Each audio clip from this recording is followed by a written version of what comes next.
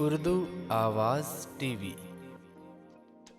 ये दिलचस्प नशिस्त आप जल्द देख और सुन पाएंगे सिर्फ और सिर्फ अपने YouTube चैनल उर्दू आवाज़ टीवी पर।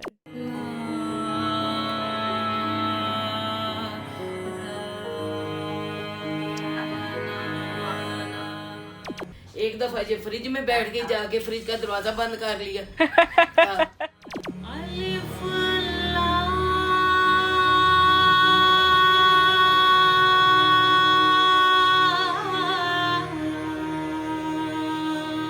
तो हम कहते थे अब छुट्टी कब होगी, हम यूएस का विजिट कब करेंगे, कब म्यूजियम कब देखेंगे। एक हिजर जो हमको लाहक है।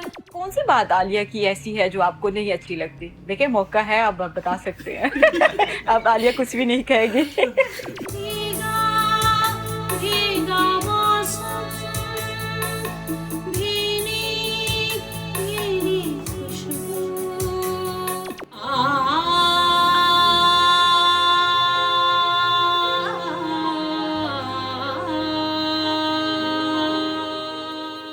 वो घड़ियां जिनको मैं जाती तौर पे पसंद नहीं करती कि वो घड़ियां आए। चलते